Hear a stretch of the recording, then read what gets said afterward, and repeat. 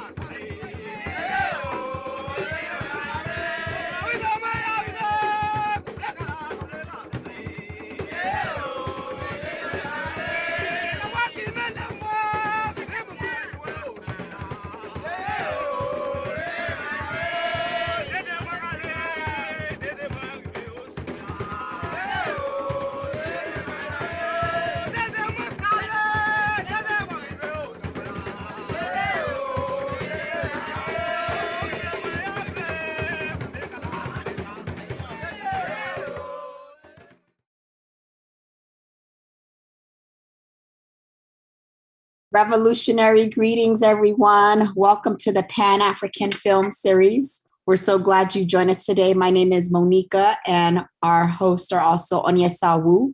We are speaking to you all from Tiwa territory, so that's so-called Albuquerque, New Mexico. And we're glad you are here. We were trying to do the film series every second Saturday of the month because that is when it happens. And we had some technical difficulties. It wasn't let us go in live, y'all. We don't know what was going on, but we are live. We are back on, and we have been doing the Pan-African Film Series strong for, I think, 4 years now, right, Onyesawu? Yeah, this is the first program we had, and we've done it every single month for 4 years. Yes. And we used to do it live at a school, but now that we're in a pandemic, we want to make sure that we're safe. And so we're able to take it virtually.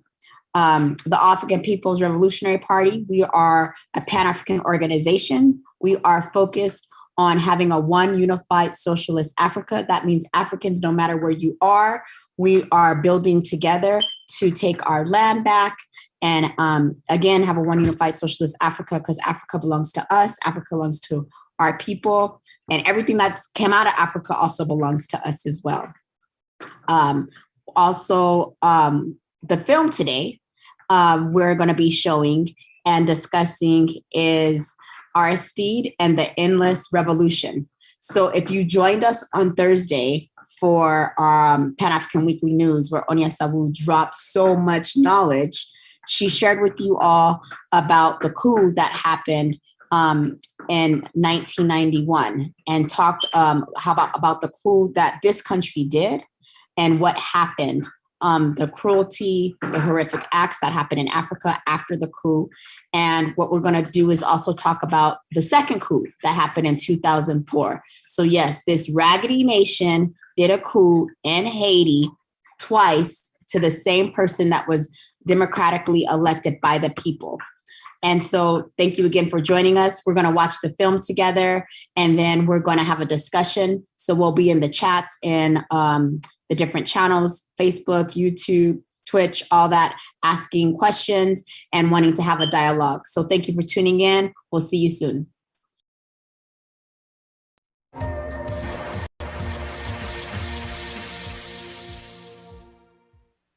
It's The Real News, and I'm Ben Norton.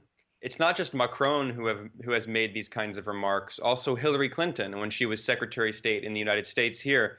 In 2010, she infamously declared at a conference on U.S. diplomacy in Africa, quote, "For goodness sakes, this is the 21st century. We've got to get whatever happened 50, 100, 200 years ago, and let's make money for everybody," end quote.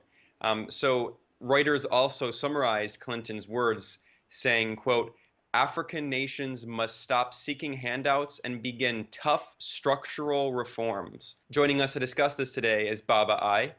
Baba is the policy officer for the Health and Social Service of the Public Services International, a global trade union federation. He is also editor of the Socialist Worker Nigeria and a contributing editor for the Review of African Political Economy. Thanks for joining us, Baba. Thank you for having me, Ben. So briefly, I'm wondering if you could comment on how France, which colonized large parts of Africa, certainly has a legacy of colonialism, very brutal colonialism, and we see how Macron reflects an indifference to the massive damage that colonialism has done historically and imperialism continues to do today. But briefly, I'm wondering if you could also comment on how this is not just a matter of French imperialism, but also American, British, and global imperialism. You see, with imperialism in general, while there's competition amongst imperial powers always, they are united against poor working masses, particularly from the countries that they underdeveloped. You see, for Hillary Clinton to have said that, yes, I remember that she should first have been asked. She shouldn't even just be talking about Africa. Why is it that in the United States of North America, or parts of North America, you have blacks still, you know, a by far disproportionate portion of blacks are those that the poorest. You look at incarceration, you look at the state. These things are not accidental. These have roots, deep roots in slavery. These have deep roots in Jim Crow laws.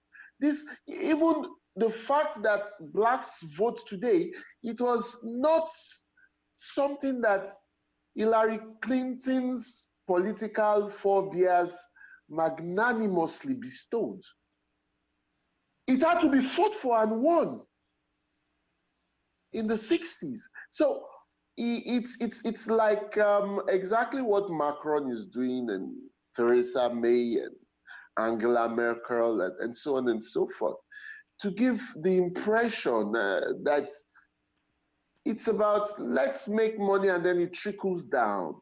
But the fact of the matter is, it never trickles down. On the contrary, it gushes up. It gushes up. Between 1973 and now, real wages vis-a-vis the income of capital in the United States has declined drastically. And blacks, Hispanics, colored people, particularly blacks, have been the more worse off of this. You know, so and that also brings us down to what is the primary line of division in society, including in the United States. Of course, there are millionaire blacks also who might not feel uncomfortable with sharing such views that let's make money. We had the kind of diatribe from Kanye West. You know what I'm saying?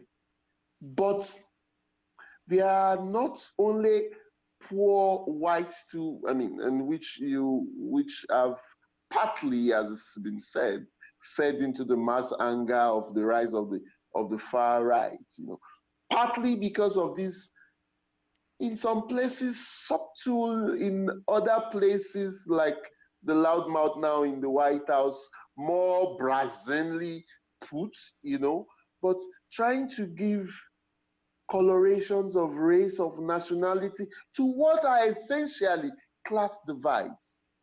What divides us is the wealth, ostentatious and stupendous wealth of the 1% on one hand, and the ever-increasing poverty and disillusionment of the 99% on the other hand. And let's make money, that's just saying. The evidence is there that it is let the 1% make money. Then some within the 99% get the crumbs from the masters or the mistress, if you will, table, and like the house negro, cry when the master is sick. Because the master is not only sick, the system of the master is sick. And that system, driven by imperialism, has shown itself incapable of ensuring a better life for the immense majority of the human population, because it puts profit before people. And the challenge to youths in Africa, the challenge to working class people in Africa, the challenge to youths outside Africa, the challenge to youths and working class people outside Africa is for us to see beyond the lies, beyond, you know, this ideological posturing of the likes of Hillary, of the likes of Macron, and fight to make the world better, and fight for a system that puts people over profit. As the slogan used to go of the social forum process, another world is possible. But we have to make it. The future is for the making. And what people like Macron, like Hillary are doing is trying to form a narrative that engenders the continuation of their anti-poor practice. And at each opportunity, we should reveal this for what it is, and we should go beyond revealing it for what it is. We should organize, mobilize, and fight against it and fight for a better world. We're going to have to end our conversation there. We were joined by Baba I. Thanks so much, Baba, for the incredibly enlightening discussion. You raised a lot of really interesting points, and it's something definitely that we should all think about today. Baba I is the policy officer for the health and social sector of Public Services International, a global trade union federation. He is also editor of the Socialist Worker Nigeria and a contributing editor for the Review of African Political Economy. Thanks so much. Thank you. My pleasure. For The Real News, I'm Ben Norton.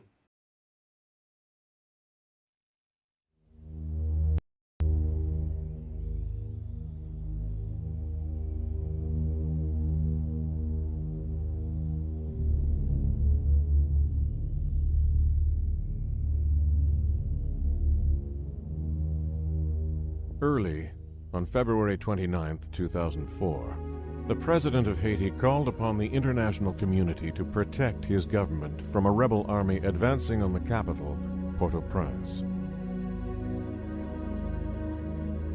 Hours later, however, President Bertrand Aristide found himself on a U.S. military jet, surrounded by Marines, being escorted to an unknown destination.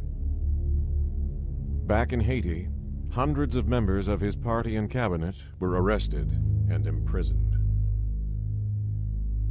More than a year later, as he watches the last remaining months of his term expire, Aristide remains defiant towards those he says forced him into exile for the second time in 15 years.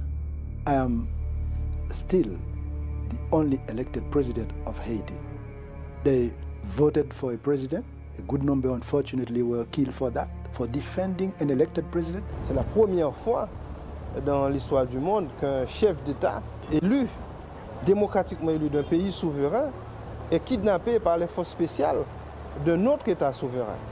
President Aristide told me that he'd been forced from his home, that he had literally been kidnapped. They told him if he did not leave, he would be killed, and a lot of other Haitians would be killed. Every time the Haitian majority has been allowed to go to the polls, it has voted for the same people with the same agenda. Each time that agenda was pursued, the government was overthrown by military force. Aristide represented a people's reform movement and was trying for the first time ever in Haitian history to be the voice of the voiceless. This was, again, the Haitian people in power with all the warts and all the sloppiness and anarchy that come with a newly born government. As we attempt to understand how a president so overwhelmingly elected by his people lost the support of the international community, we are confronted by those who defend Aristide and accuse the United States of orchestrating his removal. This is not about anything but the ideology of the far right wing that now really controls the United States government that does not support popular democracy. Orders from on high are that we are to concentrate on this question. Just how much was Aristide responsible? But we don't have to follow the orders from on high. And if we're sensible, we see that the only question was how it would implode. But we are also confronted by those who blame the collapse on Aristide himself. There wasn't any question that things were going to fall apart in Haiti. The immediate roots are part of the tragedy of Aristide. This man failed to deliver. Hopes crashed. President Aristide didn't just make mistakes, he willfully misgoverned, and eventually he paid the price for that because he lost his ability to control the whirlwind of violence that he had unleashed on the country for a decade.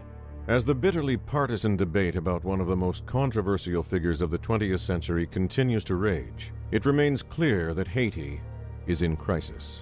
I saw things that people are never supposed to see, that just inhuman bodies that you just see. I mean, their daily life is to walk by a body that's being eaten by a dog because it was killed, the night before. It's a setback that's multiple decades backwards. Everything's broken, and everybody knows it.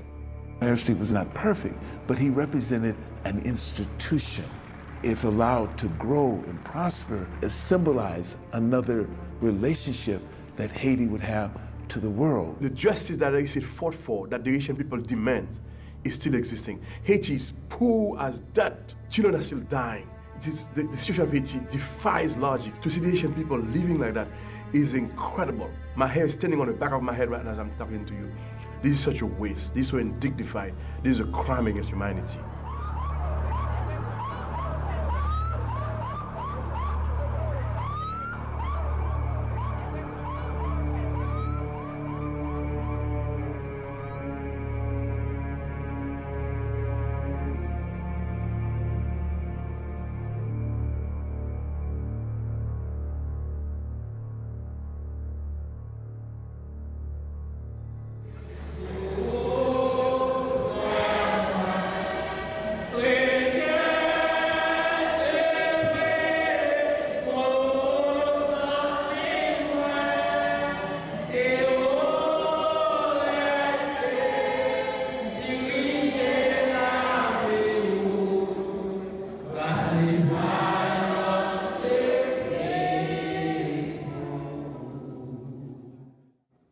Je connais Aristide depuis 1982, et au moment où il a été ordonné prêtre.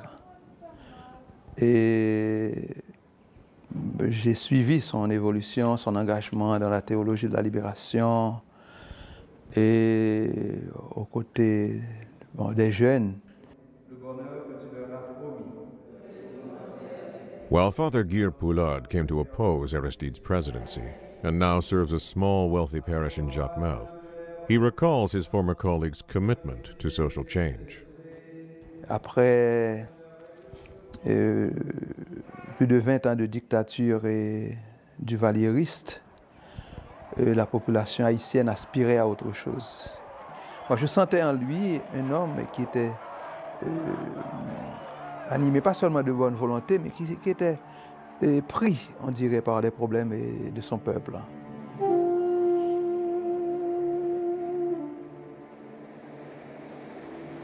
Dr. Paul Farmer, an American physician and anthropologist who has worked in Haiti's impoverished Central Plateau for 25 years, agrees with Father Poulard. The majority of his inspiration comes from listening to very, very poor parishioners, people living in slums, people who are child servants, women who have many children but don't have any stable employment. And that was the focus of his own ministry as a priest. Farmer's clinic has grown into an impressive medical and educational complex and serves as a model for bringing health care to the world's poorest communities. Farmer himself has been outspoken in his support for Haiti's embattled former president. When you look back at people who adopt ideas that are unnerving to the powerful, the idea, for example, that the Haitian poor just want poverty with dignity and a few basic rights, you know, clean water to go to school, etc. Those are profoundly disturbing ideas in some circles. And they're profoundly popular ideas among the poor themselves. Already well known as a tireless advocate for the poor, in the late 1980s, Aristide began drawing attention for his fervent criticism of the military and foreign domination of the country.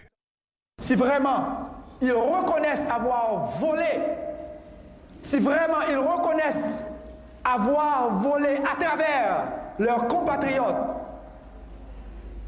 tout au long du processus de colonisation, si vraiment ils veulent dire à la face du monde entier qu'ils sont développés, qu'ils commencent à ne pas avoir pitié d'Haïti. Nous n'avons pas besoin de pitié, nous. Qu'ils commencent à ne pas avoir pitié de nous, mais à reconnaître le droit que nous avons, droit de récupérer un peu de ce qu'ils ont volé.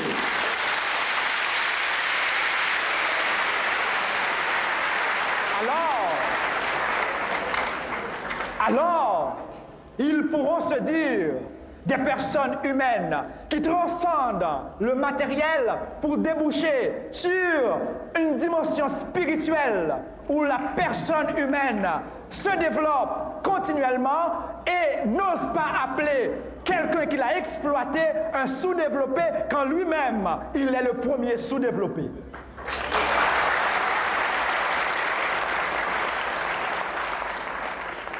Aristide's passionate speeches chastising the world's wealthier powers not only had an impact in Haiti, but within the international community as well. John Shattuck, who served throughout the globe as the Assistant Secretary of State for Human Rights in the Clinton administration, recalls Aristide's significance following the Duvalier dictatorships. Aristide represented a people's reform movement and genuinely, I think, was trying for the first time ever in Haitian history, at least in modern history, to be the voice of the voiceless, the voice of the people who had previously had no source of support and who were constantly the victims of a corrupt elite and a military regime. Aristide and others like him are the opposite, are the result of the Duvalier years. The Duvaliers were there for 30 years almost and created a society that's completely immoral. For over 30 years, François Duvalier and later his son Jean-Claude ruled Haiti as dictators, dominating the population with brutality. Using a ruthless militia of loyalists known as the Tonton Macoute, the Duvaliers expropriated millions of dollars from the Haitian treasury and committed countless human rights abuses. When a popular uprising finally forced Jean-Claude from power in 1986, he fled to France, leaving in his wake a nation ravaged by chaos and violence. Ray LaForest, now a human rights activist, remembers growing up under the Duvalier regime. So Duvalier represented a complete lack of respect for life, abuse, raping of women and children and families, a degradation of the society, just naked aggression, a neo-fascist system.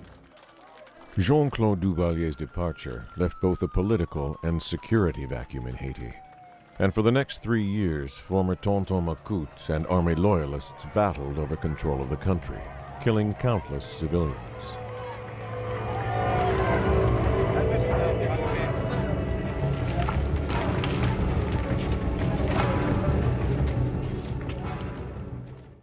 In 1990, the international community finally decided it had seen enough unrest, and a UN mission was dispatched to Haiti to oversee a presidential election. Father Aristide, refusing to be intimidated by multiple assassination attempts and the burning of his church and orphanage, decided to run for the presidency.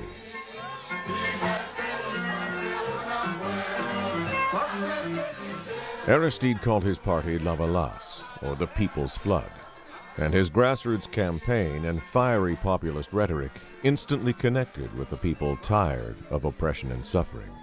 President Aristide came out of Cité Soleil. He was a priest who spoke Creole and talked with the people and communicated. Prior to that time, people in power spoke French. And up comes this priest talking to poor people, and yes, he created for them hope. He communicated with them, and he led the way to change.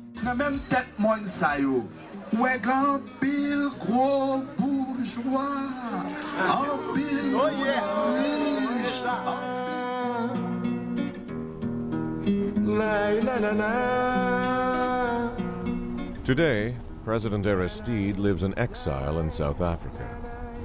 When we spoke with him there, he described the challenge of trying to work with a society dangerously divided into wealthy elites and millions of poor. We said we should not create a kind of war where rich fighting poor and poor fighting against rich, but a kind of place where rich and poor can work together. He's simply saying to the property classes, you have to give a little more to the poor. We want to move from abject misery to dignified poverty. That was his program. But those in Haiti's elite class who opposed Aristide's social reforms accuse him of being divisive.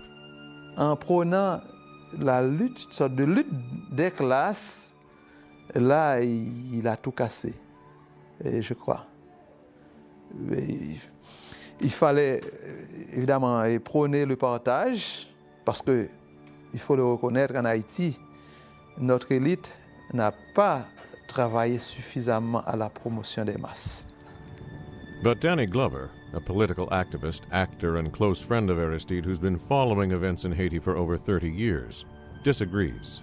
To raise the minimum wage just slightly, which was what Aristide attempted to do, to bring medical services to that island, which has not only inadequate medical services, but is one of the leading countries in the region in terms of HIV/AIDS. To bring those things to that island were very minimal things that you do for people who you consider to be human beings. Not all of Aristide's opposition came from within Haiti. 600 miles to the north, the U.S. government had its own ideas for the upcoming election. Noam Chomsky, a professor at MIT who has written extensively about Haiti, remembers the American reaction to Aristide's candidacy. Finally, in 1990, Haiti had its first democratic election. The U.S. was appalled by the outcome. The victor was a populist priest, Aristide, whose support had come from a lively civil society that had developed in the slums and the hills that nobody was paying any attention to, just poor people.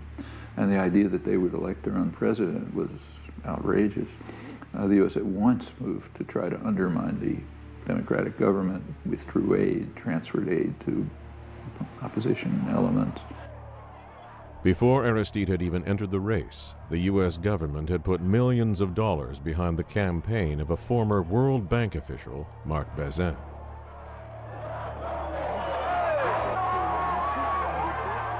Despite this support, on December 16, 1990, Jean-Bertrand Aristide became the first democratically elected president of Haiti, with a staggering 67% of the vote.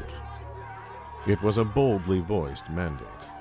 But while the Haitian people rejoiced, Aristide's opponents, both in Haiti and within the U.S. government, began to explore more palatable options. When the United States picked Marc Bazin to be the candidate, he comes out with a scraggly guy who's talking about union rights, who's talking about, reivindication of the Haitian people. And because he was able to bring them together so well, I mean, within 3 months of being a candidate, Aristide won the election with a huge plurality. The U.S. was extremely terrified of the potential for Aristide. Aristide's talk of union rights and higher minimum wages in Haiti put at stake for the U.S. business community 20,000 assembly line jobs, contracted at less than 50 cents a day by corporations like Disney and Walmart. Sweatshop labor formerly protected by the island's heavily armed elites and political instability.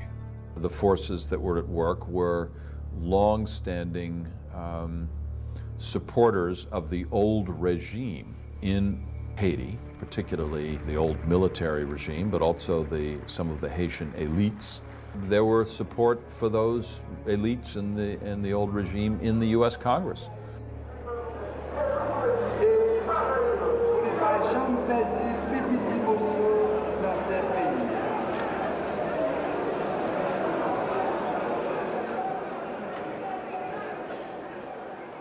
Once we have elections where we will not have weapons, bloodshed, but on an equal basis, human beings freely choosing people they want to lead them, then we would feed our democratic process. Then we would break with the tradition of moving from one coup d'etat to another coup d'etat, but moving from one democratic election to another one.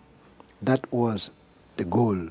Aristide represented a threat to them because Aristide was the voice of the 85% of the country who had never been heard. If that can happen in Haiti, then it could happen in Colombia, and it's obviously happened in Venezuela, it can happen in Peru, and so on down the line. And they do not want those kind of popular democracies because they believe that they will confront U.S. economic interests. In 1990, Haiti had the first free, fair, democratic elections when I became president. 7 months later, a coup happened. At that time, Bush's father was the president of the United States.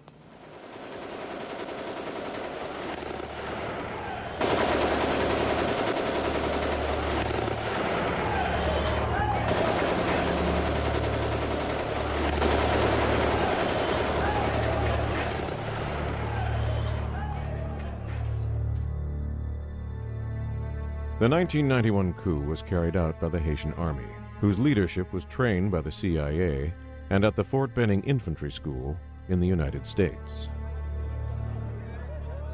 Although Aristide was restored to office by President Clinton in 1994, he had only a year left in his term. When René Préval won the elections that followed, Aristide became the first Haitian president ever to peacefully hand over power to another elected leader. After regaining the presidency in the 2000 elections, Aristide was forced out of office for the second time in early 2004. Today, he sees a clear connection between the two coups. In 2004, a kidnapping happened. They kidnapped me, which is also a coup, and Bush's son is the president. Somehow, something can be linked to find the reason that happened twice. So I think they wanted to continue what they started in 1991 through the first coup. Hold on a second. Hold on for a second, please. President Aristide resigned. He has left his country. The Constitution of Haiti is working. There is an interim president, as per the Constitution, in place.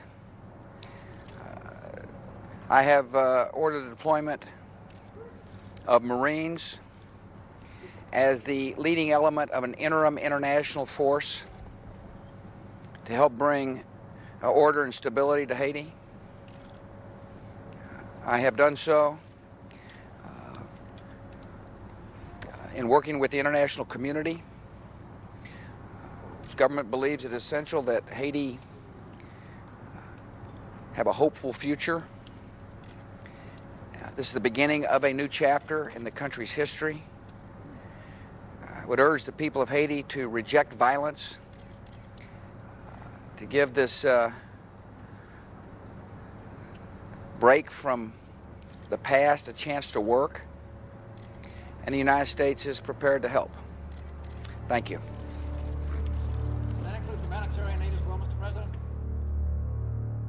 Again, the world watched as Haiti descended into violence and chaos.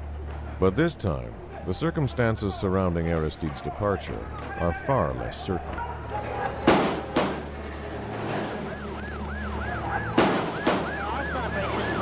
Also a lot of gunfire security out on the streets of Haiti's capital erupted.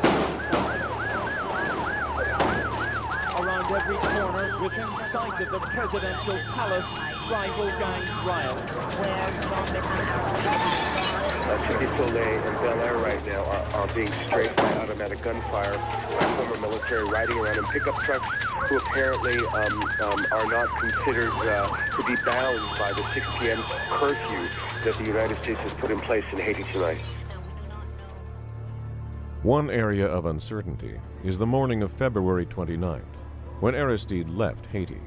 It is known that he departed on a U.S. military jet and that he was kept unaware of his eventual destination. After more than 20 hours in the air, he was deposited in the Central African Republic, a nation the United States has no diplomatic ties with. Ira Kurzban, who served as general counsel to Aristide's administration, elaborates. When he wouldn't turn over the resignation letter, they threatened to let the plane fly out and leave him there at the airport stranded without any security at all. This was the ultimate gun to someone's head. They used intimidation, coercion, and then after they got him on the plane, basically kidnapped them and refused to tell them where they were going, refused to allow them to even look out the windows. U.S. officials in both Washington and Haiti were quick to respond. The idea that someone was abducted is just totally inconsistent with everything I heard or saw or am aware of. He was not kidnapped. We did not force him onto the airplane. He went onto the airplane willingly, and that's the truth. We didn't request his departure. You went yesterday to the palace at night? No, I did not. Representatives of you? Did the U.S. push President Aristide out of power? President Aristide made a decision for the good of Haiti, and I think Roger Noriega, the current Assistant Secretary of State for the Western Hemisphere, echoed his colleagues' denials. We did conclude, because of his failure to take advantage of opportunities over the years, that he probably wasn't going to be able to govern the country. But in the final analysis, decision for him to leave was a decision that he made.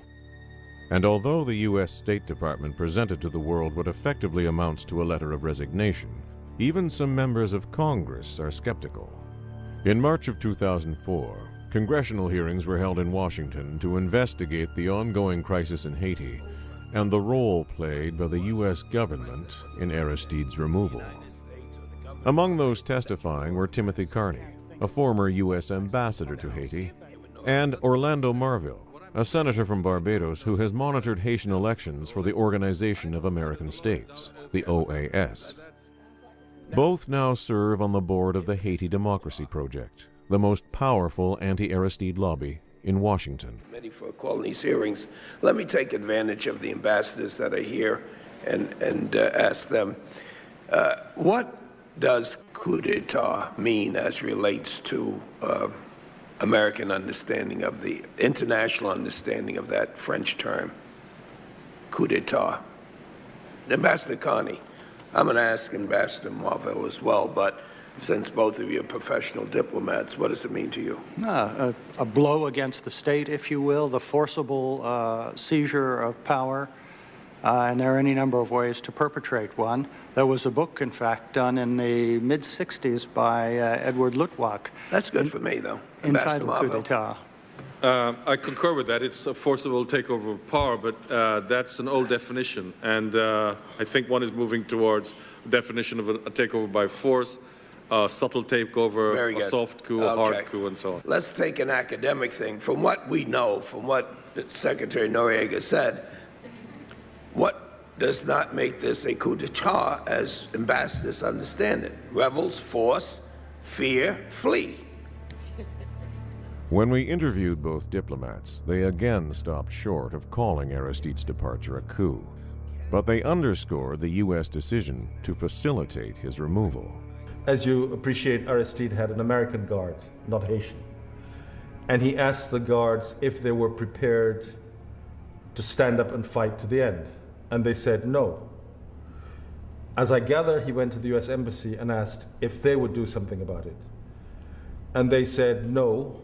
I think if you look at Haiti and Aristide and the United States, you are inescapably led to the logic that the international community, those who care about Haiti, looked at Aristide and found him inadequate. Yet some of those who Carney describes as dissatisfied with Aristide's presidency have been more than just bystanders to Haiti's political wars. The Washington-based Haiti Democracy Project, which Carney now chairs, is largely funded by the Boulos family, a Haitian conglomerate that owns several media outlets constantly used to lambaste President Aristide. The Group of 184, another anti-Aristide organization, is also headed by an American, Andy Aped, the president of Alpha Industries, one of the oldest and largest assembly factories in Haiti. The leader of the opposition, financially supported by the United States, is an American citizen, Andy Aped, who owns sweatshops in Haiti, and he opposed the rise of the minimum wage when President Aristide said the minimum wage has to be raised from 38 cents a day to $1 a day. But are these interests significant enough to topple the government? Well, they were significant enough to have a coup in 1991 when President Aristide was first there, and obviously the U.S. military helped. So the answer is yes, I think they are significant enough in the United States government's view. The United States does not want popular democracy in the Western Hemisphere. Popular democracy meaning people who are democratically elected who want to represent the vast majority of people within their country. That's the fight with Chavez. That was the fight with Allende. That was the fight with Michael Manley in Jamaica. And that's the fight with Aristide. Except Haiti is a much poorer country, much easier to topple, much easier to have a coup there. This is not about anything but the ideology of the far right wing that now really controls the United States government that does not support popular democracy. They don't believe in it. They believe in working with the elites in these countries and using the military or using intelligence sources in these countries to keep control. In other words, we simply do not accept challenges to our authority and prestige. If they occur, we're entitled to use violence or terror or strangulation and so on. In this region, and in fact, by now, in the world, the U.S. is to reign supreme.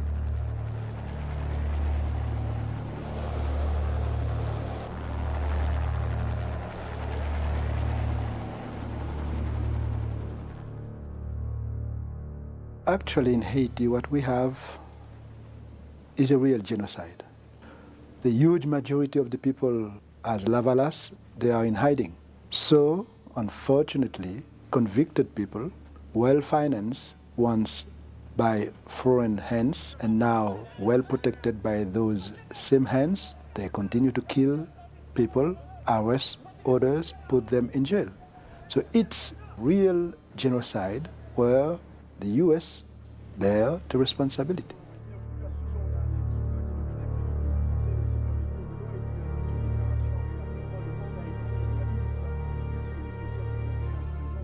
Yet not all in Haiti were affected by the violence and chaos of the 2004 coup. In Pétionville, where many of the elites who opposed Aristide's presidency live behind locked gates and armed guards, we asked if such a violent overthrow could have been avoided. A sociologist and writer well known in both Haiti and abroad, Lennox Urban opposed Aristide's presidency. La transition qu'on voulait pour Aristide, c'était pas d'abord le départ d'Aristide comme tel. C'était une transition qui permettait de maîtriser la police, qui était truffée de bandits introduits par Aristide, habillés même en policiers par Aristide, et des moyens pour juguler les gangs que Aristide appelait les bases de son parti. C'était ça le problème principal. Donc on en voulait à Aristide pour ça. Et donc, si on arrivait à contrôler cela, Aristide aurait pu rester au pouvoir. Mais Aristide n'a même pas compris cela.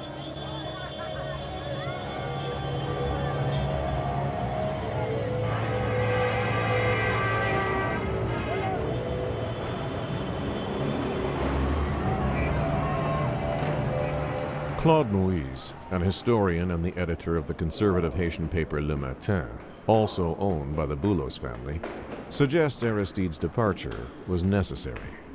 Mais la communauté internationale voulait une solution négociée. Donc la solution pour être négociée, il fallait que ce fût avec les deux partis. Autrement dit, Aristide d'un côté et l'opposition de l'autre. Donc la communauté internationale a joué jusqu'au bout. Mais au moment où elle s'aperçoit qu'il n'y avait plus rien à faire et que la situation risque de basculer dans une anarchie totale, à ce moment-là, ils sont intervenus et ils ont dit à Aristide, il n'y a plus rien à faire, il faut que vous partiez.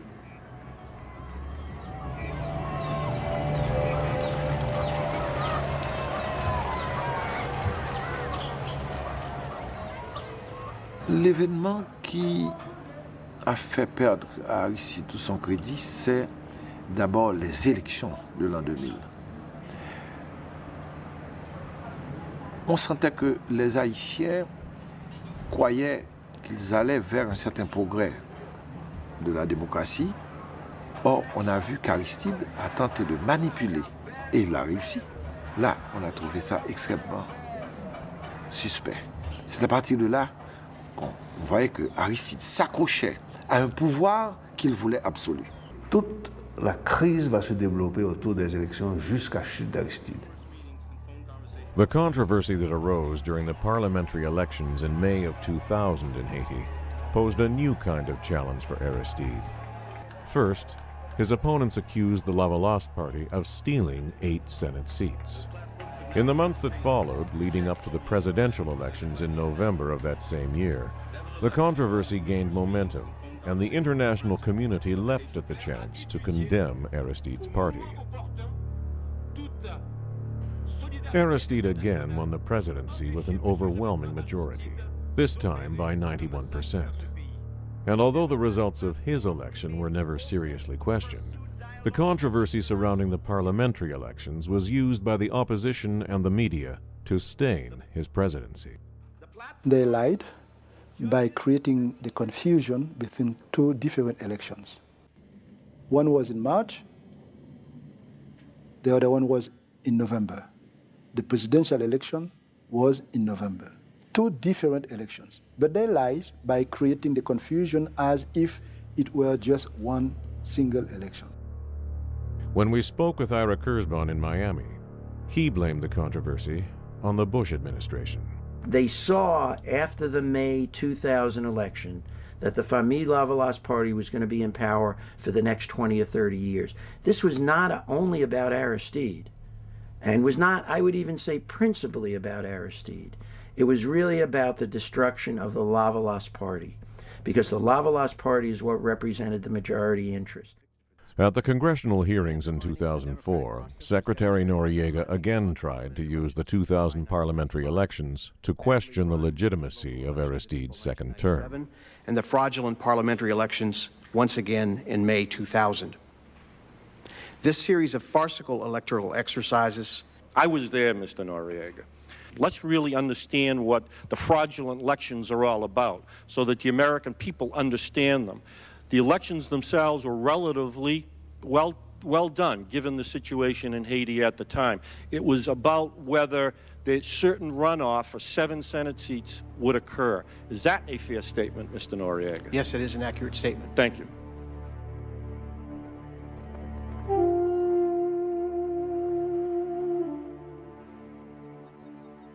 However, when we spoke with Orlando Marville in Barbados, who led the OAS team responsible for monitoring those elections, he argued that the controversy over the 8 Senate seats cannot be so easily dismissed. Everybody had put everything into this electoral process, believing it would be clean. In the senatorial vote, Famille Lavalas was winning, but they were not winning everything. When we realized that the counting was strange, we sat down, went through it again, and said, there's been some fishing here. There's something strange going on. According to the Haitian Constitution, to be elected as a senator, one must receive an absolute majority of votes, at least 51%. If no candidate obtains a majority, the law requires a runoff. The OAS election observers, however, concluded that the Electoral Council had declared 8 Lavalas senators victorious who had not achieved an absolute majority. While all 8 had been the leading candidates, a runoff was required for their elections to be valid. I drafted a letter to the president, René Préval, and to the president of the Electoral Council. And the president called me in the following day, and I said, look, this is a simple matter. He's winning. All he has to do is to say, have the second elections, and we're home. Just for these senators? Yes. Yet it is not entirely clear how Aristide himself, who held no official position at the time, can be blamed for the council's refusal to hold a runoff election. President Aristide, as soon as he was elected, had 7 of those 8 senators resign their seats, and President Aristide sent a letter to the OAS saying that they would redo that election. In the letter, Aristide first stated, "I am now in a position to inform you that the 7 contested senators have resigned." The letter also asked the council to set the date for elections of the contested seats in a timely manner.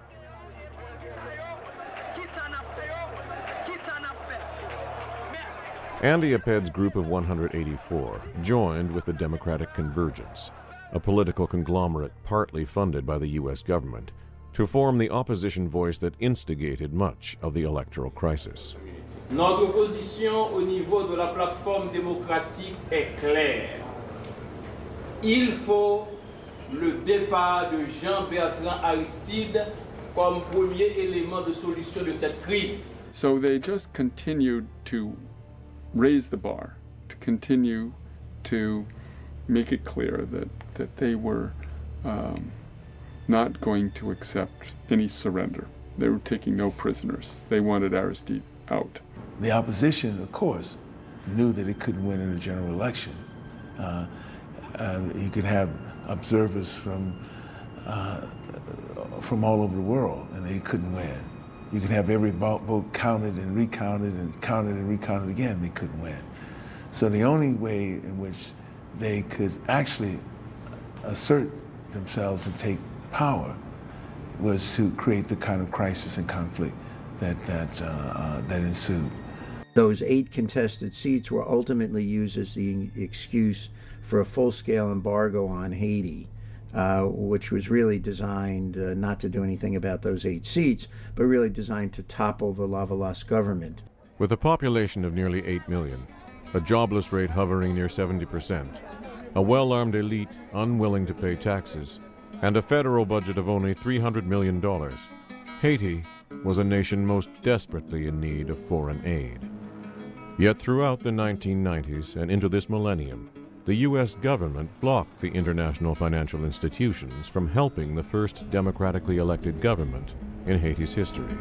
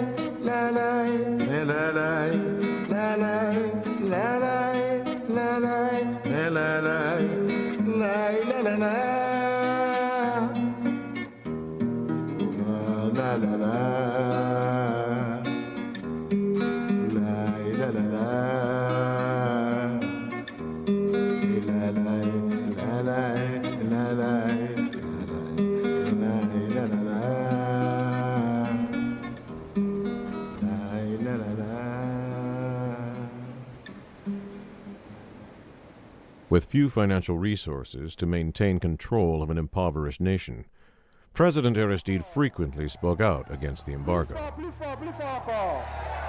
Débloquer pays. Pour malheureux aller souffle en bas grand goût, débloquer pays. Pour qu'il y ait moins de chômage, plus de travail, débloquer pays. Pour qu'il y ait élection et non coup d'État, débloquer pays. And the embargo was the beginning, really, of the end of democratic rule in Haiti, because it was designed by the United States, along with support from Canada and France, to destabilize the government. What you saw as the Bush administration came in was a tightening noose around Haiti, which really, that is to say, almost total embargo and virtually no, not only any assistance going in, but really a fairly sharp embargo that prevented the kind of support coming in that would have assisted Haiti to get back on its feet.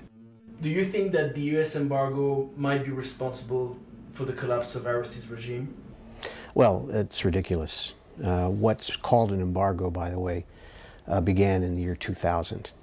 And that was a decision on the part of the Clinton administration to link the dispersal of international financial assistance to Haiti on the reaching of a political settlement that would be a viable, democratic solution to Haiti's problems. However, in April of 2001, the U.S. representative to the IDB wrote a letter to the bank's president. The letter acknowledges that the bank approved 6 loans to Haiti, but concludes, "We do not believe that these loans should be treated in a routine manner, and strongly urge you to not authorize disbursement." According to Brian Concannon, a human rights lawyer who has worked in Haiti for nearly 20 years, the letter violated 2 rules of the IDB charter. First, it was a violation of the bank's internal rules, because once a loan was all set and ratified, there was no process for stopping it in mid-flight. The second thing is the IDB charter holds that it should not be used for political purposes, and this was clearly a political use, and so they basically just came in and bullied the IDB to stop those loans. But despite the IDB's unprecedented reversal, the Haitian government was asked to service the debt on the $500 million they never received. They prevent Haiti to get that money, and they obliged us to pay $5 million as interest for the money, which they still kept at that time.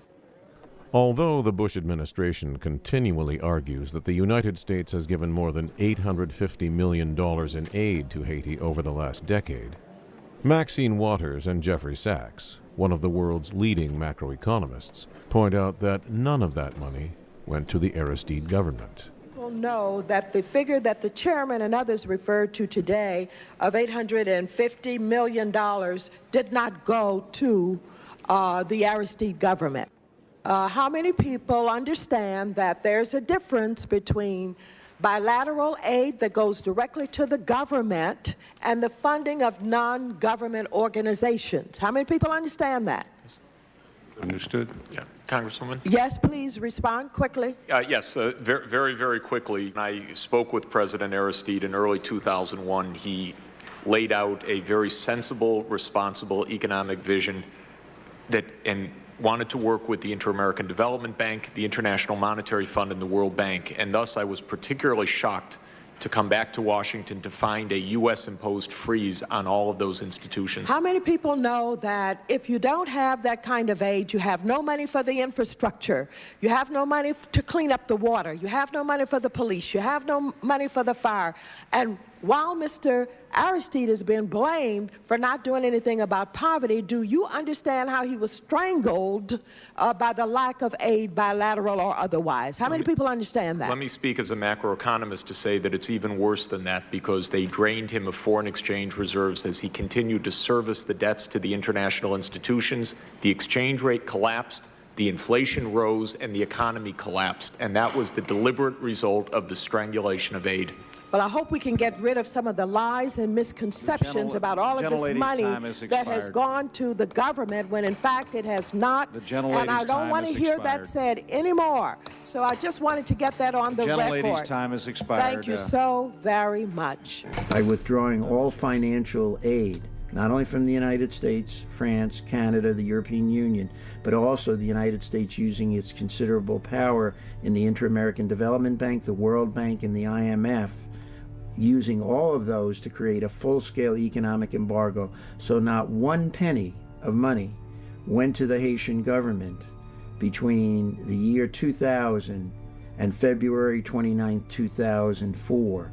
Without shutting off all assistance to the Western Hemisphere's poorest country, it would have not been possible to, to have such a small number of even heavily armed people sweep through Haiti. The United States wanted to prevent Haiti to go through a democratic process. They gave weapons to thugs from Santo Domingo to Haiti. They went to kill people. Every year, they spent about $55 million US, and last year it went up to $70 million US, financing thugs, convicted people, political parties. Even James Dobbins, who worked in Haiti on behalf of both the Clinton and Bush administrations and is now a consultant for the Rand Corporation in Washington, acknowledges the mistake.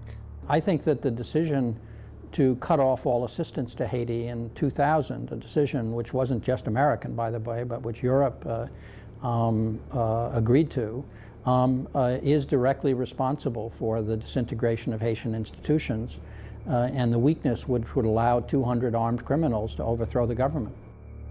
And as James Dobbins suggests, it is not only the U.S. government that has been blamed for Haiti's descent into chaos. For Napoleon's France, Haiti was the Republic's most valuable colony in the New World, capable of generating immense wealth on the backs of the island's enslaved population of Africans. By the summer of 1800, however, a freed slave named Toussaint Louverture had taken advantage of the constant skirmishes between the Spanish and French to form a formidable army of his own. In January of 1801, Toussaint expelled the European powers from Haiti, freed the slaves, created a constitution, and became governor of the island. Napoleon, however, would not be denied, and behind an invasion the following year forced Toussaint to lay down his arms and retire.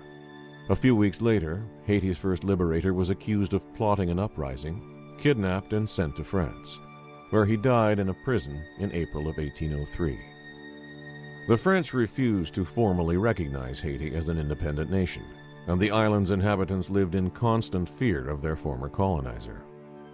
In 1825, the French sent 14 warships into the harbor of Port-au-Prince, and under the threat of reoccupation and restitution of slavery, coerced Haitian President Jean-Pierre Boyer to pay France 90 million gold francs in exchange for diplomatic recognition.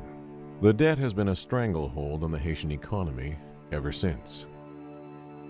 In an attempt to remove this burden, on the bicentennial of Toussaint's death in April of 2003, in a bold and desperate speech, Aristide called upon France to return the money, which his government calculated to equal over $21 billion.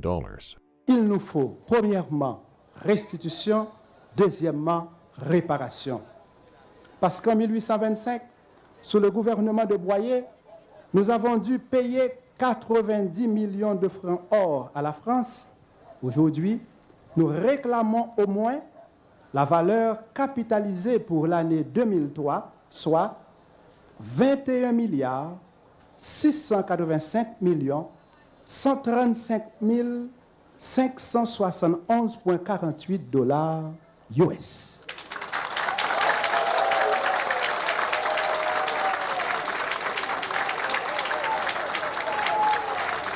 C'est vrai qu'au cours du XIXe siècle, la France a négocié très dur les conditions de la reconnaissance diplomatique d'Haïti et a imposé à ce gouvernement, ce qu'on ne pourrait évidemment absolument plus faire aujourd'hui, de payer une dette pour les spoliations des colons français. Enfin, ce sont des choses qui seraient inconcevables aujourd'hui et qui ont lourdement pesé sur l'économie d'Haïti pendant tout le XIXe siècle. Mais ça appartient à l'histoire, on ne peut pas revenir sur des conditions historiques qui ne seraient plus du tout les mêmes aujourd'hui, pas plus qu'on ne pourra demander aux Espagnols de payer, de faire des réparations pour les crimes commis par les conquistadors. Tout ça n'a pas de sens, l'histoire tourne. For President Aristide, however, historical injustices cannot be so easily forgotten. I ask respectfully to France, on behalf of the Haitian government and the Haitian people, to be paid, because this money belongs to the people of Haiti. To press the issue with France, the Aristide government ran commercials like this one on Haitian national television, connecting an historical injustice with Haiti's current economic crisis.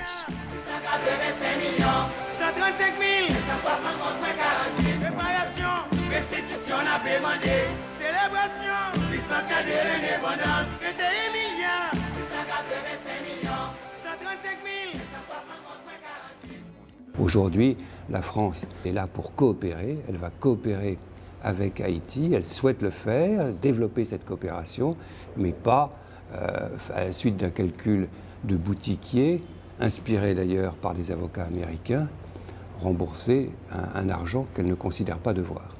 There's no doubt that the issue of reparations irked the French a good deal, no matter what they said.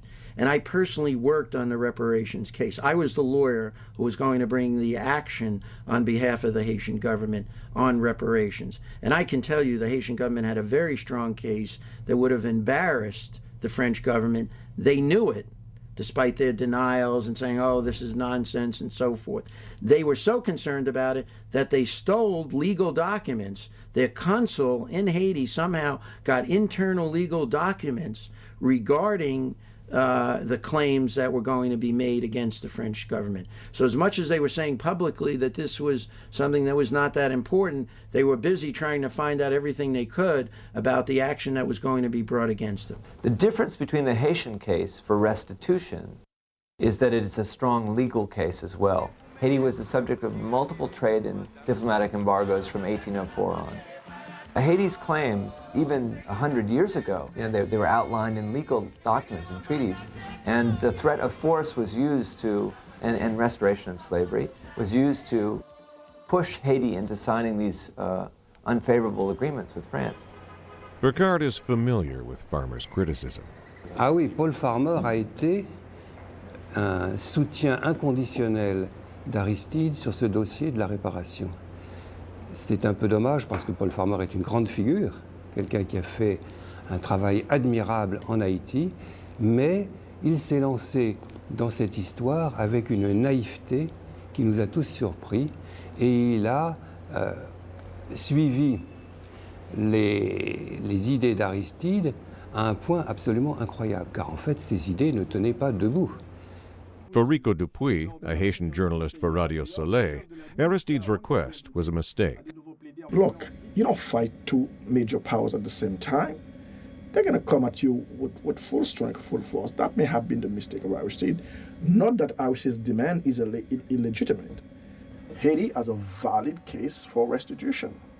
When I met with President Chirac twice, I openly and respectfully said we would wish that we could celebrate together those 200 years of freedom as universal value.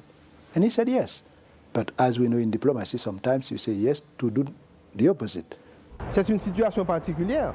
Aucun pays en Amérique latine, aucun pays dans les Caraïbes n'a eu à subir cette extorsion de fonds qu'a subi Haïti, qui a hypothéqué gravement et sévèrement son développement économique et social. Do you think it was unwise for Aristide to press France for reparations? Evidently, yeah. Evidently, it was very unwise because, you know, let's look at it this way. Was Haiti too poor to ask for help? I mean, that's pitiful. You're basically saying that if you don't have the resources to back you up, you know, legally, militarily, economically, don't bother pressing for justice. He knew that the government had no money. And I think this was one of the ways in which I think Haiti would have gotten money, quite frankly, from the French government had the case been pursued. So I think he had no other alternative but to pursue other avenues of obtaining funds for Haiti.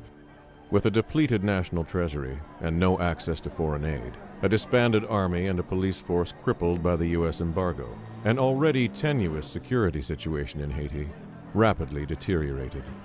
In the fall of 2003, a group of so-called rebels, supported by those in opposition to Aristide's presidency and armed with American-made M16s, seized control of the northern Haitian city of Gonaïves and began to move on the capital, Port-au-Prince.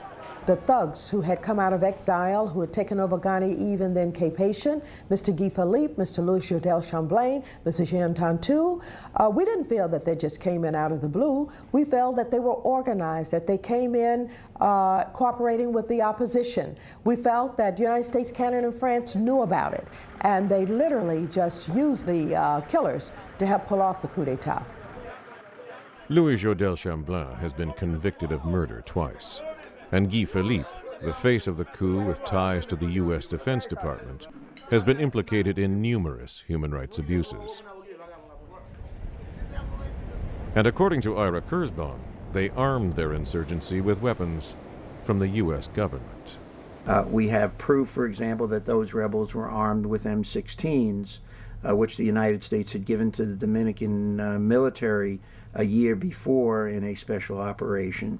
We know that the people who were in charge of the so-called rebels, about 80 or 100 of them, first of all, were fully trained and integrated into the Dominican Army, something that the Dominican Army would never do without getting the green light from the Defense Department in the United States. In order to have a coup, you have to have planning and resources, finances, especially when there's no military in the country anymore, when the military's been demobilized.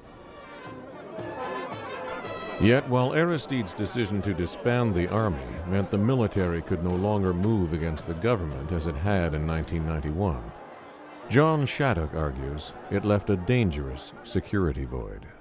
One thing that Aristide did, which was principled, idealistic in some ways, but I think in the end a big mistake, was to completely abolish the army. And he abolished the army so that there was no Haitian capacity for keeping law and order and security. Both the Haitian people and the international community, however, welcomed Aristide's decision. When I came to office, this army involved in leading coup after coup led a coup instead of protecting democracy and the rights of the people. When I went back in 1994, this army, after killing more than 5,000 people, the people were asking me to disband the army. I obey. In any democracy, within the framework of law of your constitution, you take care of the will of the people. But the disbanding of the Haitian army, despite being carried out with the help of the United States and the UN, was incomplete and created new security problems. In addition, the U.S. government imposed a police materials embargo on the Aristide government, crippling even further its capacity to provide security. Secretary Noriega, however, continues to blame Haiti's lack of security on Aristide. The insecurity, because there was no rule of law in the country, was the way Aristide wanted it.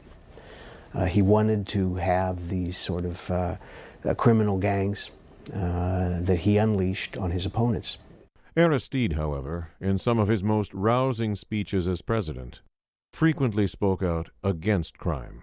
Nous mettons femmes sur nous, nous mettons garçons sur nous, pour nous capables de combattre la misère, nous pas tolérer l'insécurité dans le pays.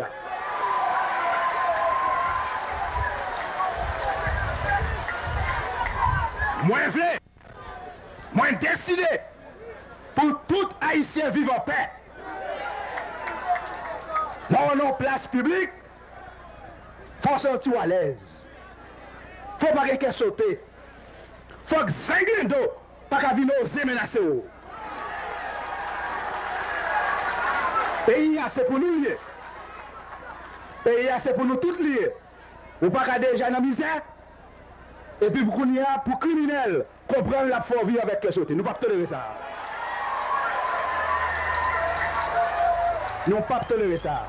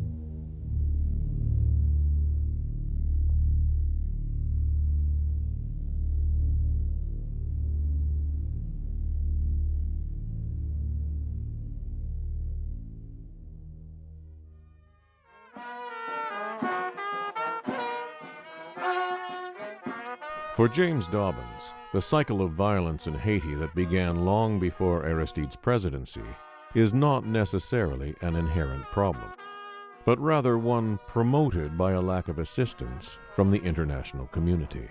I mean, you know, they say that history repeats itself first as tragedy and then as farce. In Haiti's case, it's always tragedy. Aristide is the 35th Haitian president to be driven from office. This is the 4th American intervention in 90 years. Aristide himself has been driven from office twice. Everything seems to come around and repeat itself in endless cycles. How do we break this cycle? It's not going to happen in a year or two. It's only going to happen through an extended application of international engagement. So you don't have an alternative in Haiti. It's too weak to isolate and cut off assistance unless you're prepared to follow that up with a military intervention. Rather than blaming the international community, however, Secretary Noriega believes the political violence in Haiti is mostly the result of Aristide's leadership. President Aristide didn't just make mistakes. I think he willfully misgoverned. He undermined the rule of law at every turn. He denied political opponents an opportunity to contribute and participate peacefully in the government of the country.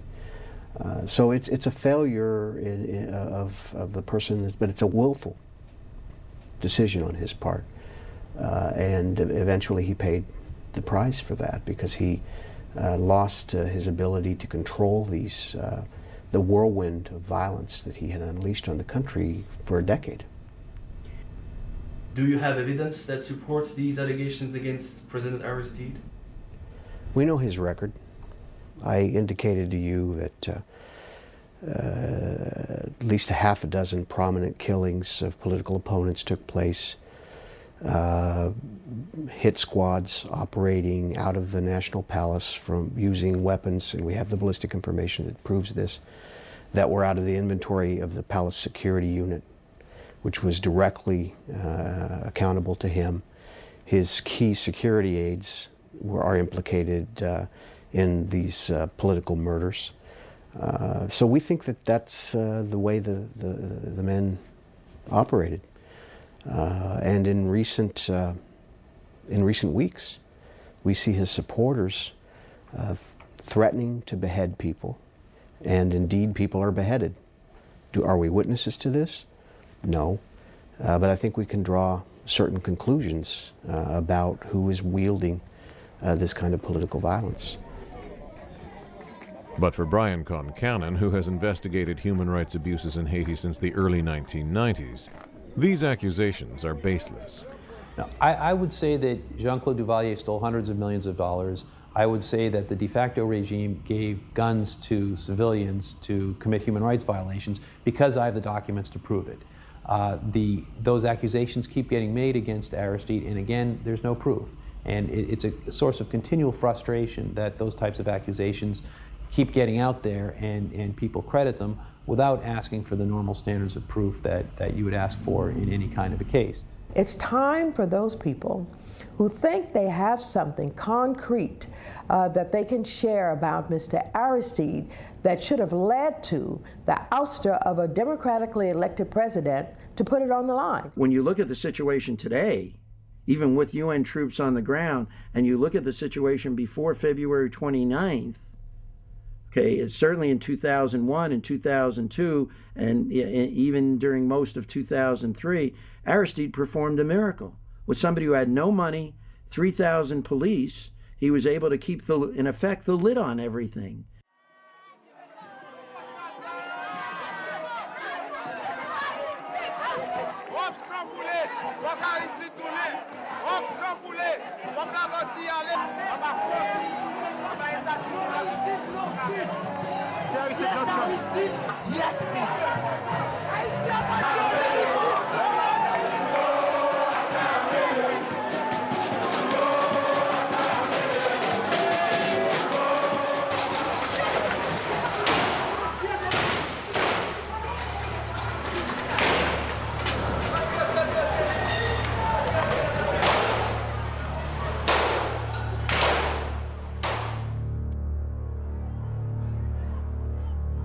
If the Haitian people continue on the ground to say yes to our president and we want him to be back, it's because they believe in democratic values.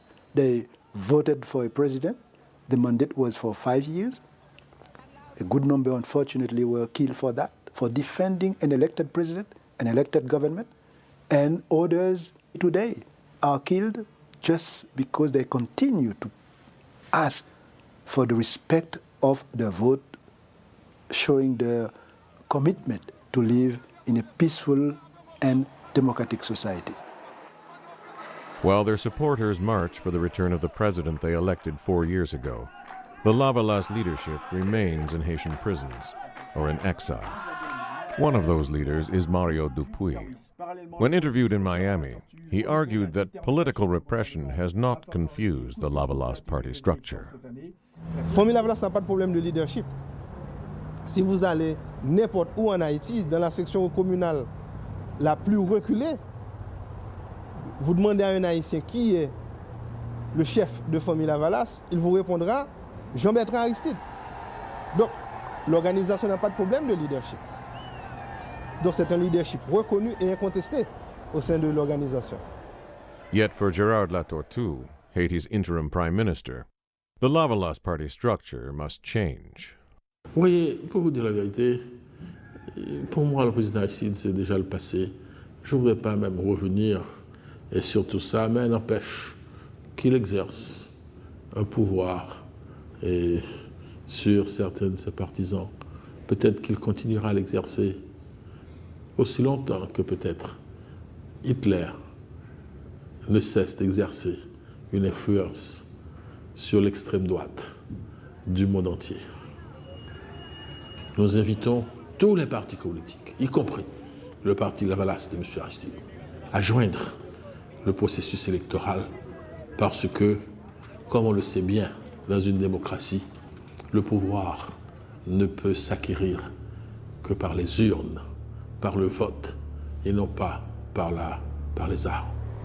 Comment voulez-vous, moralement, politiquement, nous puissions demander à la population d'aller participer dans un processus électoral sans garantie et à la famille Lavalas de participer dans des élections quand ses dirigeants, ses cadres sont en exil?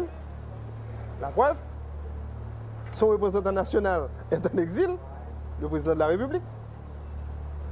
Ses dirigeants connus et influents sont en prison. Yvon Neptune et compagnie, Anne, etc. Yet the accusation that human rights abuses and political repression have become rampant in Haiti since the coup is not coming only from Lavalas members. Alarmed by the horrific reports he was hearing from his contacts in Haiti, Thomas Griffin, a decorated U.S. attorney who was the first to document the human rights abuses in Haiti under the interim government, returned last November with a team from the University of Miami to conduct a more thorough investigation. I came back with probably over 200 photographs and about 300 pages of notes and some tape recordings. I saw things that people are never supposed to see, that are just inhuman. I mean, my report does show plenty of pictures of bodies that you just see. I mean, their daily life is to walk by a body that's being eaten by a dog because it was killed, the night before. Or the police had charged through and shot a lot of people the day before.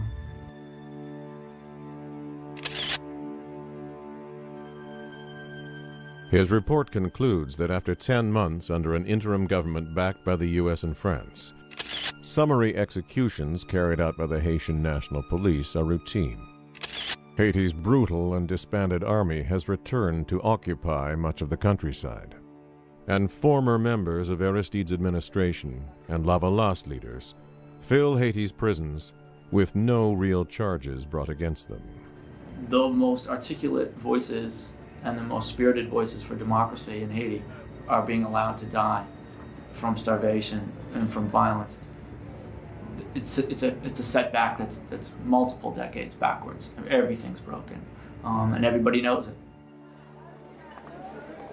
In February of 2005, we encountered what the UN called a cleaning operation in the Port-au-Prince slum Bel Air. Amidst this heavily armed presence, few dared to appear on camera or speak to us about Aristide or Lavalas.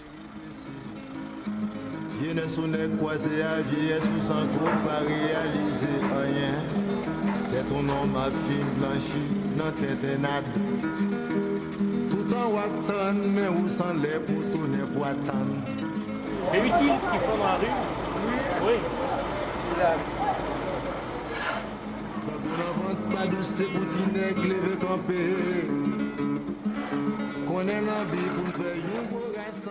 Aristide lui-même son président gentil. Aristide lui métier. Aristide ba nous métier. Ça veut dire tout, côté nous vin malade là tout. Si t'es là, t'as bien soin dans l'hôpital là. L'hôpital là pas t'a crasé comme ça si Aristide t'es là. L'hôpital là pas t'a pas grève comme ça. Ça veut dire t'es toujours joindre aide. Aristide lui-même, il fait à un pile pauvre.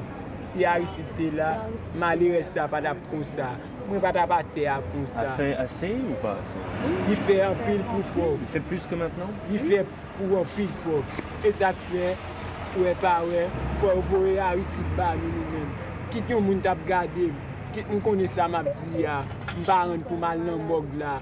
Parce que pour me souffrir à terre moi-même, m'bito al dans morgue là. Qui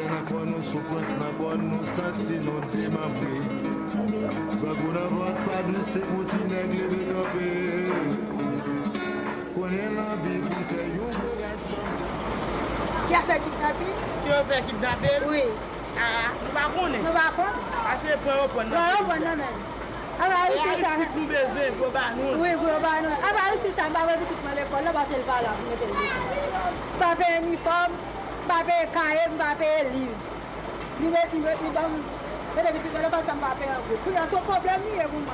C'est tout le monde n'a pas papa.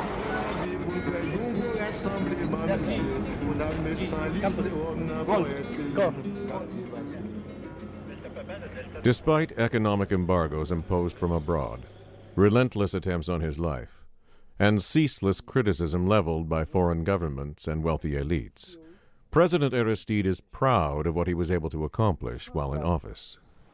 My predecessor had an embargo, economic embargo imposed on the country. And when I had that as a legacy, it was reinforced by the US not willing my government to get the credit to implement social programs. Despite of that, we could do more than when Duvalier's regime for 30 years and others did in the past. In 190 years, we had only 34 secondary public schools. When we compare our mandates, we will realize we could move from 34 to 138 secondary public schools. It was not normal after 200 years of independence to have only 1.5 Haitian doctors for each 11,000 people. Despite of the economic embargo, we invested in building a university. There we already have a medical school with 234 students. And unfortunately, they had to leave when the kidnapping or the coup d'etat happened last February. So we trust human beings. We invest in human beings. When you say what's Aristide's future, you're also saying what's Haiti's future. You know, it's not easy to, erase people's memories. And the people who I'm around, the patients, people in the hills, as you said, they're very attached to this guy, and they're not going to forget about him.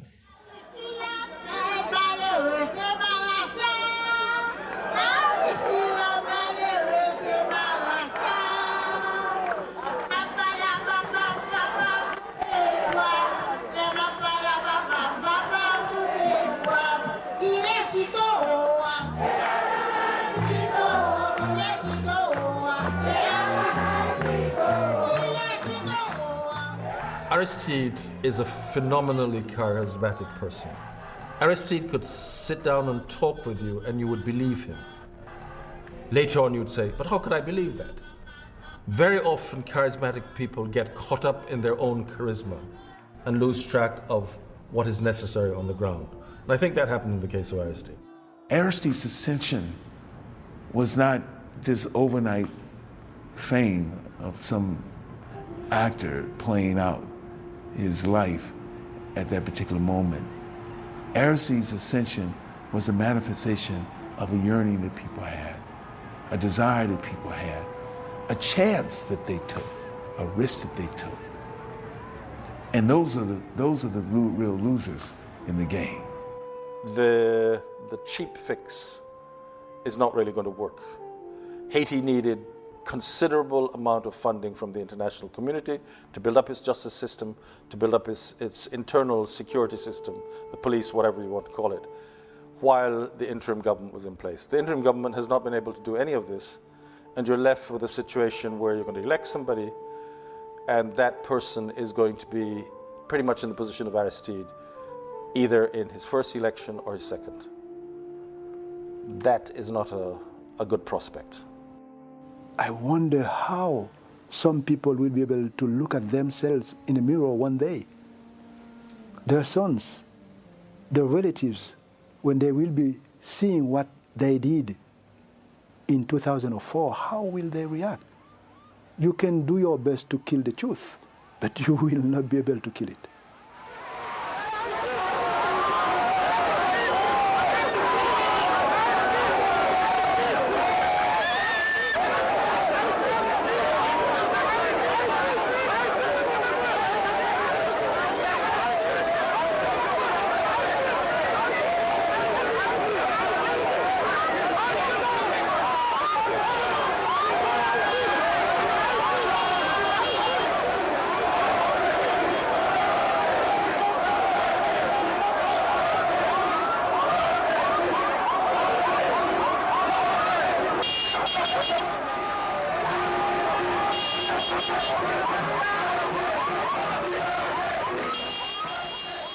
the Haitian people, despite of so many people, thousands they were killed, although the United Nations are there, they continue to demonstrate in a non-violent way because they believe they are the future of their country.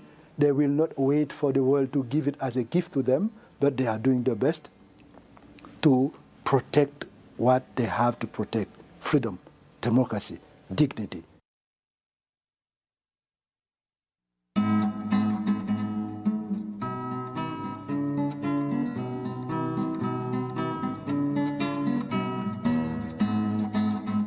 En avant, papa haïtien, n'a pied pour plus loin. En avant, papa haïtien, n'a pied pour plus loin. Devise nous, c'était de chouquer pour nous régler. Ça y est mêlé, yo prend douane, fait ton champ chaudière. Pour misère, t'es cap éternel. En avant, papa haïtien, la pied pour plus loin. En avant, papa haïtien, la pied pour plus loin. N'apteke, pour que ma voix vienne graser net. Ça c'est pour peuple voyant, qu'a poussé avec la foi. N'apteke, joue ma voix vienne graser net. Sans violence, sans vengeance, l'acheter ou développement. Ensemble, si nous allons, ensemble, nous va arriver. Ensemble, si nous l'idée, ensemble, n'a progressé. Ensemble, si nous allons, ensemble, nous va arriver. Oui.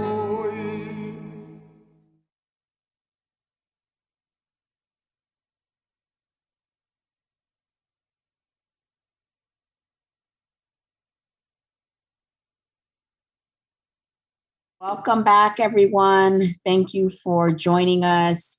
That was hard to watch because we know the violence and oppression against our people is heavy. And we also know our resistance also continues to fuel us as well.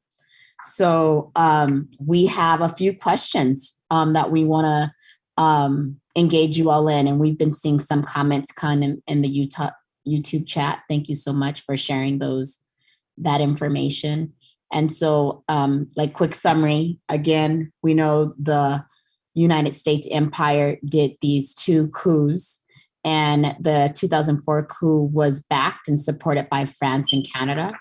We know Aristide was calling for reparations, calling for a higher wage, also working to lead by what the people needed, and is a threat to imperialism. And so many tragedies happened after, they had the embargo on them as well, which created economic instability because no one would engage with them. So many things happened in that space. And most importantly, so many lives lost as well. So we have some questions for you all. And so one question is, why was Aristide asking for reparations from France important? And we know African people, so the Haitians are the only people to be enslaved and win their revolution, and they were forced to pay for, because they won the revolution, so they're the only people to pay for not being enslaved and to pay for the land as well that they couldn't exploit. And it was about $21 billion is what is been shared that was paid to France. So why was Aristide asking for reparations from France important?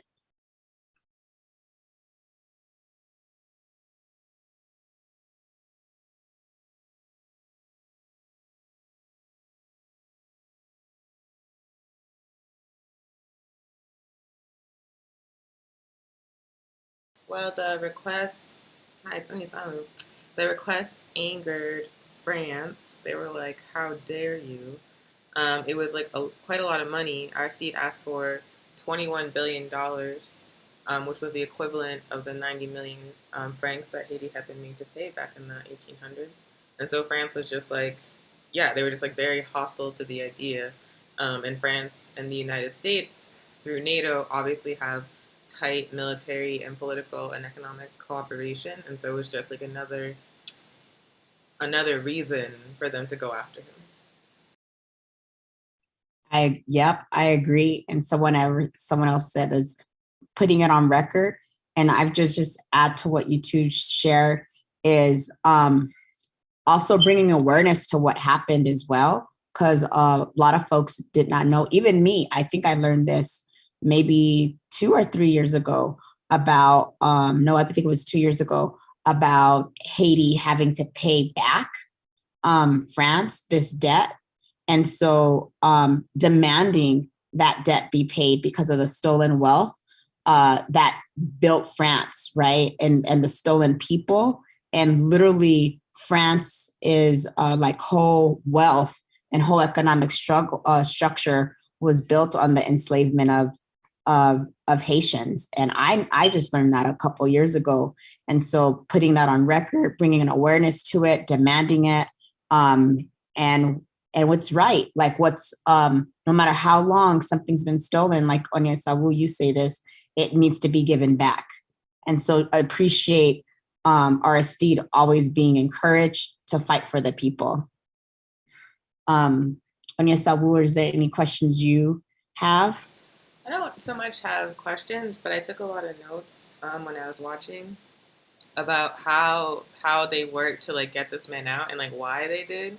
Like there's a point in the movie where one of the people being interviewed is like, it wasn't even so much Aristide that the U.S. and the core group and the UN, France considered a threat. It was like his party, Lavalas. And the reason for that is because it was like a mass party within Haiti that the masses of African people in Haiti supported, that they were like behind. And what Lavalas's platform was all about was like redistributing wealth, was like reorganizing the Haitian state to serve the needs of poor people in Haiti instead of serving the elites in Haiti and the countries that were looting Haiti. And just like the fact that they just wanted to help poor people, basically. And that alone made the United States and all these imperialist countries work so hard to like not only like overthrow RSD, but like destroy the everyday lives of Haitian people. Like the bodies in the street that you see throughout the documentary, where it's like an everyday thing, where they're just like walking by a corpse. The amount of violence that's been normalized, that was created by foreign powers, like they really like worked hard to destroy Haitian people's lives. Not just like coup, but like destroy their day-to-day lives and then just be like, whatever.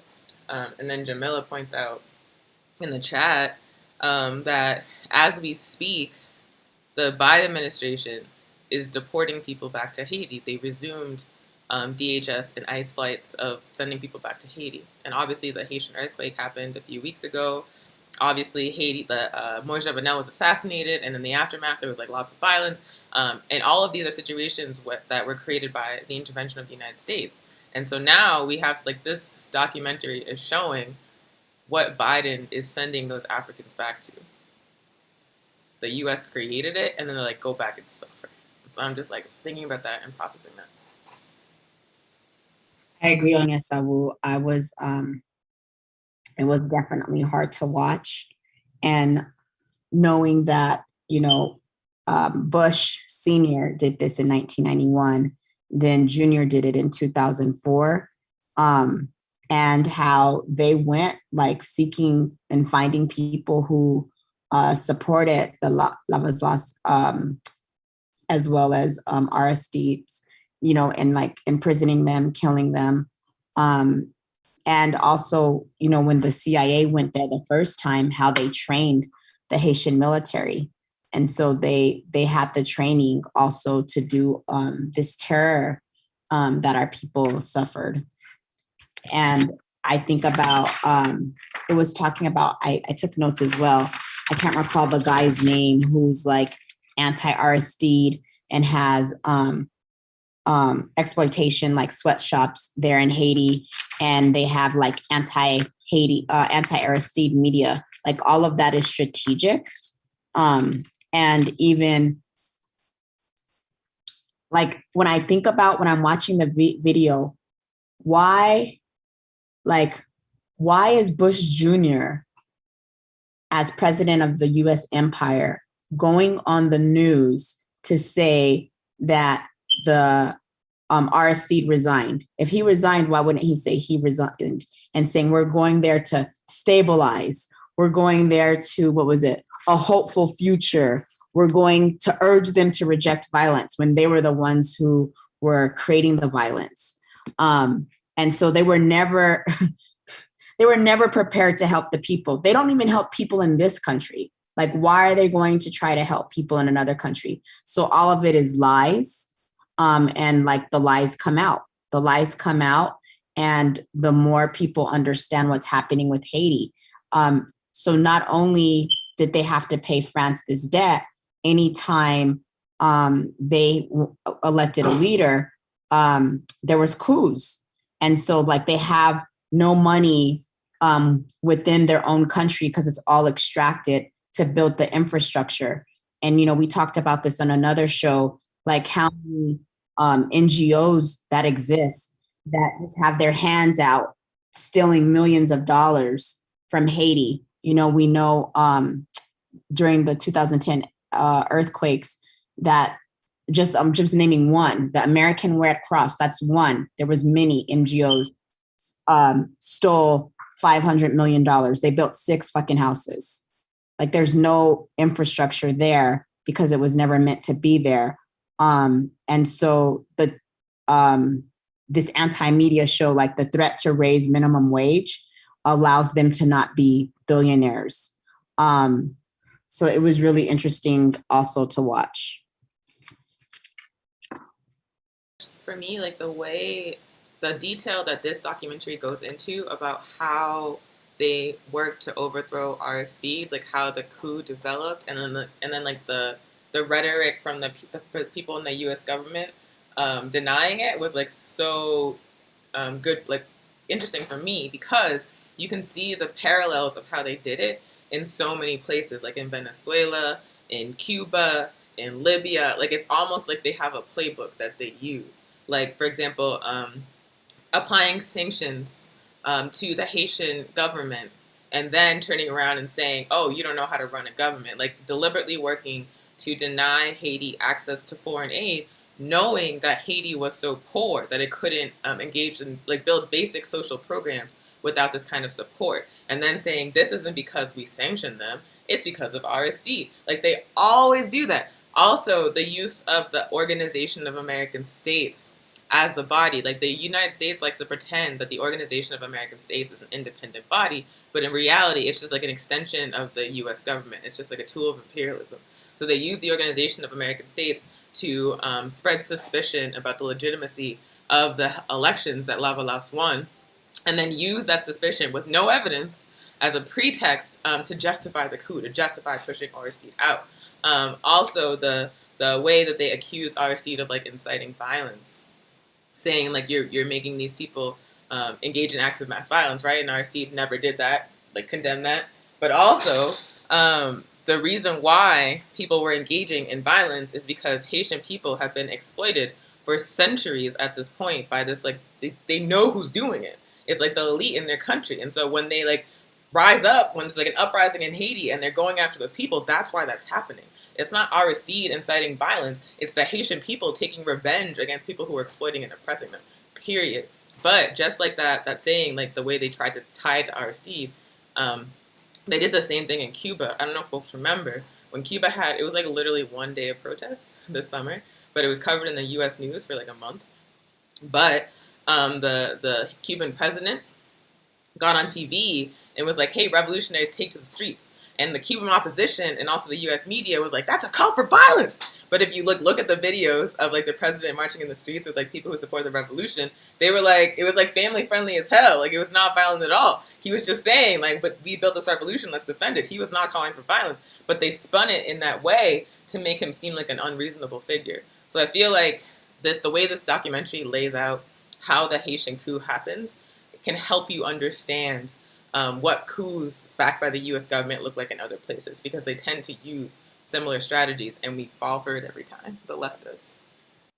That's so true. And they also were saying use the opposition, always use the media as a tool because they control the media. So the message that goes out is conditioning people about what's happening, and people only using those outlets don't understand the context of what's really happening. So I agree with that.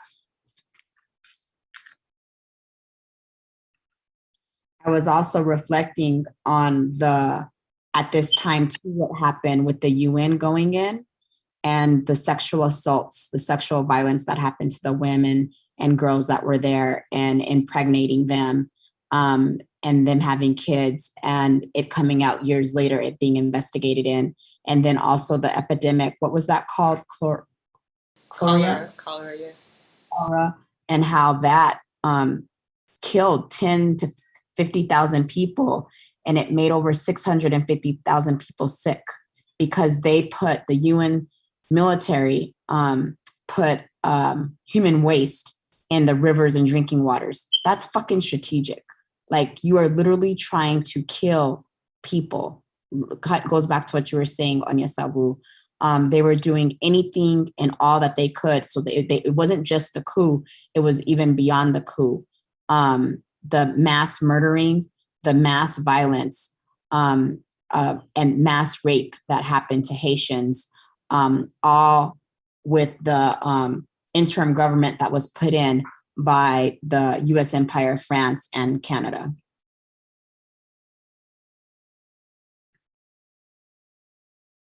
Oh yeah, so I want to talk a little bit about the U.S. government figures that we're seeing throughout the film, like trying to justify what happened in Haiti or like straight up lie about it. So there's Donald Rumsfeld, George W. Bush, who probably need no introduction, and then also this dude Roger Noriega, who was kind of going the hardest in terms of blaming Aristide, in terms of denying that a coup had happened, in terms of justifying U.S. foreign policy to exploit Haiti.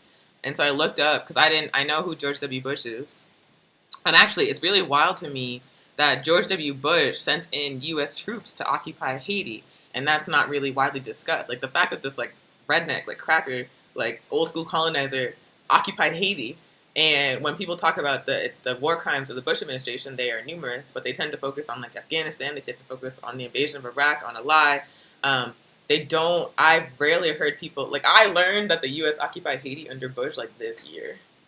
And it's just, like, I feel like the U.S. really does horrific things to Haiti on a consistent basis, and it's just accepted. And I feel like it's because Haiti is an African country, to be honest with you. But, so I didn't know George W. Bush occupied Haiti. Donald Rumsfeld, also well known for the illegal U.S. invasion of Iraq, the war on terror, the invasion of Afghanistan. But again, people don't tie him to the U.S. occupation of Haiti and U.S. foreign policy in Haiti that led to the ouster of Aristide. But anyway, this dude, Roger Noriega, who was Secretary of State, going the hardest. So I looked him up, and he has been a U.S. government figure, specifically in foreign policy, since the Reagan administration. And when he was serving in the Reagan administration, he was responsible for overseeing non-lethal aid to the Contras in Nicaragua. He was implicated in the gosh darn Iran-Contra affair. If folks don't know who the Contras were, they were a extremely repressive and brutally violent force in Nicaragua that was attacking the Sandinistas, trying to destroy the revolution that was unfolding in Nicaragua. So the U.S. government deliberately armed murderous thugs, and this man was part of that project. So he's been an old school colonizer from way back. And here he is, front and center, talking about Aristide is a threat that needs to go. Aristide is not a good leader. Aristide is responsible for inciting violence at the same time as you were arming and training, like, kill squads, secret police. It's just wild how bold these people are. But other things to know about Roger Noriega is that he was the major force behind the George W. Bush administration's policies towards Cuba and Venezuela. He's actually the co-author of the Helms-Burton Act that tightened the U.S. blockade against Cuba. One of the things that the Helms-Burton Act does, for example, is allow companies who saw like their property nationalized in Cuba to sue the Cuban government. So the Helms-Burton Act made the U.S. blockade against Cuba much worse, and Roger Noriega helped write it. So I just wanted to give some context about who this man was that we saw throughout the documentary, attacking Aristide. Thank you, Anya Sabu, for that knowledge. Wow. Like literally since the Reagan administration, knowing what practices that are happening around blockades and terror and being able to do that with repeated countries. Somebody even pointed out Bolivia, right? So Venezuela, Cuba, Nicaragua, Haiti, like you said, it's like their playbook of oppression, of murder. And he was very like no evidence presented, right? Just lies, but no real evidence presented on what Aristide supposedly did that was corruption and that wasn't leading there. No evidence at all. And he was one of the main people saying like, oh, the sanctions aren't a big deal. Like, it's not the sanctions that like made the economy collapse. It was Aristide. He was one of the main people. But because he has this history of designing U.S. policies to attack Cuba and Venezuela, because he wrote the Helms-Burton Act, you know for a fact that he's lying. You know for a fact that he understands the impact of a blockade and sanctions. Sure. I also agree with you. I didn't know about the occupation until August. Like we're in September. So I just learned about this country occupying Haiti 3 times and the coup. Like I literally just learned about this. And this is why political education is so important. And for us to understand imperialism, like oftentimes people want to be in like the US empire bubble. No, but we have to understand what's happening to our people everywhere, and also what this country is doing to other colonized folks as well in other countries, and how we learn about it. And like you said, they have this repeated pattern. And like, what are we doing to bring awareness about it? And what are we doing to organize our work, not just in this country, but like internationally? And that's why we call for a unified socialist Africa, because we know that we can't be free anywhere until Africa is free, because of how the global economy is still continued to thrive because of the harm that happens to our people in Africa. And so this information is so important that we learn about. And then one other thing I wanted to talk about is like, so they cut off Haiti from foreign aid, you know, from places like the World Bank and the IMF. But at the same time, the U.S. was still providing millions of dollars in aid to Haiti. They talk about this. But that millions of dollars that was coming from the U.S. didn't go to like the masses of poor people in Haiti. So I want to talk about like where the aid actually went, because it's part of how they were able to overthrow Aristide. Yeah. Could you share more? Where did the aid go? Because, you know, the aid went to Haiti, but it sure didn't go to the people, as we continue to see. So it went to, what they talked about it going to a couple of places. First, it went to the opposition to Aristide and Lavalas. And so the opposition was like closely tied to the Haitian elite, to the Haitian bourgeois that had been exploiting Haiti alongside imperialist states for centuries. So they backed opposition parties, opposition candidates that were opposing Aristide, like Marc Bazin was one of those people, the former World Bank executive. And then the other place that the aid went was to the Haitian military and police. To the Haitian military and police. And the documentary talks at length about how violent the Haitian military and police are. Like, they are the main force on the ground repressing the masses of poor working class African people in Haiti. They are the main force on the ground engaging in like extrajudicial killings and acts of terror against the Haitian people for fighting back against their exploitation. So the U.S. was this whole period, pumping millions of dollars in funding to Haiti, but it was funding the repression of Haitian people, basically. They were not at all interested in any kind of like social programs. They were interested in like making like day-to-day life as horrible as possible for Haitian people so they could impose a puppet government.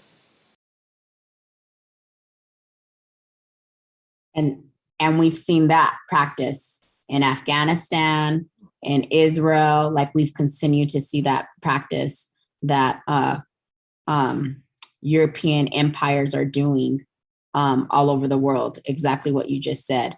Money goes, but the money's going to weapons. The money's going to training of police, training of military. The money's going to, but it's never going to the people. And recently I was at my auntie's house picking up my son, and they were showing Haiti, and they were showing clothes coming in and Haitians accessing clothes. And I was just like, this is a teachable moment. Let's talk about what's really happening in Haiti, because they continue to show countries like Africa, Haiti, and others that like there's poverty. Like, no, there's enough wealth there, but the poverty only exists because of what's happening. And like you were saying, I'm so glad you brought that up. Where did the aid go? Because the money is never invested in healthcare, in infrastructure, in poverty, in the things that the community is saying that in schools. We saw people toward the end talking about what Aristide was doing there around healthcare and schools. The money that these empires pump into these countries are always for more violence and always for more power, but never for the people. And that ending part was like heartbreaking when he was talking about what he tried to do, and then they were showing him in Haiti like surrounded by thousands of people screaming his name. I was like, damn it, like what all he was trying to do was like fulfill the aspirations of the African people in Haiti for a better life. He was talking about, we had no money, but we built a hospital.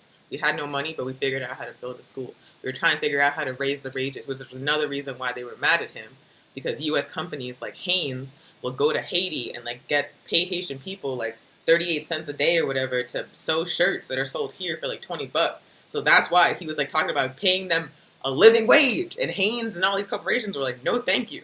So like that's why they were mad at him, because he was fighting to make the everyday lives of African people in Haiti better. This is why they caused so much violence. This is why they overthrew him 2 times. This is why they backed like terrorists and thugs in Haiti. Like, it's just so frustrating.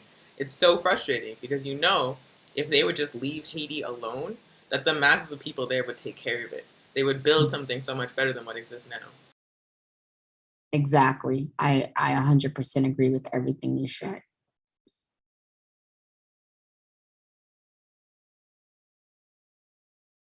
Okay, the last question I have is that there's a part where I guess he's like an opposition figure in Haiti in the 2000s, and he's saying like, we don't want violence. We want to have free and fair elections. We want Lavalas to participate. And then it cuts to someone else who's like, how can you ask Lavalas to participate in these elections? How can you ask like the people in Haiti to participate in these elections if you can't even guarantee that the election isn't rigged? And it made me think about elections in the United States that we're told are like free elections, and the outcome is like predetermined between like a predetermined set of candidates with a predetermined outcome. And it was just very interesting because like, yeah, I feel like people like maybe the NGO or like liberal approach to addressing what's happening in Haiti would be like to hold elections and have open debate and have people engage in the democratic process. But the problem is that the democratic process in Haiti has been manipulated for a very, very, very long time, and the people don't trust it anymore. That's real. I wish more people didn't trust the democratic process here because they believe in it. They indoctrinate them in it. And they, like you saw when Biden got elected, the uprisings, deceased, but everything is still happening. We're still in a pandemic, deporting Haitians, doing drone strikes, name it, Biden was doing it. More money for police, which means more harm to African, Indigenous, and Chicano folks and more murders. And so seeing that like Haitians take to the streets because they don't trust the process is so hopeful. Like, how do we here organize people to not trust the process and see that everyone deserves something better, not what is being shown to us as some fake dream. when you put it that way, it's like the Haitian people are more conscious than we are, right? Because they're already like, man, we want the U.S. out. Like we want the military gone. Like we don't want your puppets. Like they are fully aware, and they are constantly like. Remember when they burned down the police station in Minneapolis last summer, and people were like, the revolution is here, and I was like, they do that in Haiti like every 2 weeks. Like it's not really a thing. Like they're constantly fighting back. They're constantly rising up. The U.S. has visited and the core group in the UN has visited such incredible violence upon the nation of Haiti, and the Haitian people have never stopped fighting back. They refuse to accept it. So I feel like that's an example that Africans living in the belly of the beast need to learn from. We're always talking about them like they're a charity case, but they're more conscious than we are, to be honest. Yeah, when they're like the U.S. empire out of Haiti, I'm like, yes, let's abolish the U.S. I'm with you, abolish the whole thing.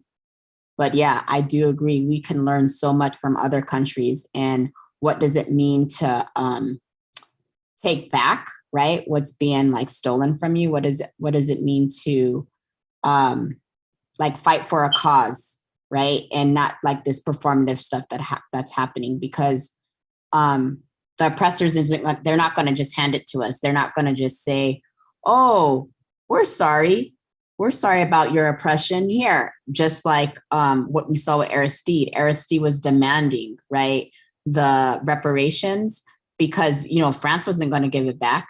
So like demanding and like putting them on blast and sharing factual information about what France has done to the Haitian people and why reparations is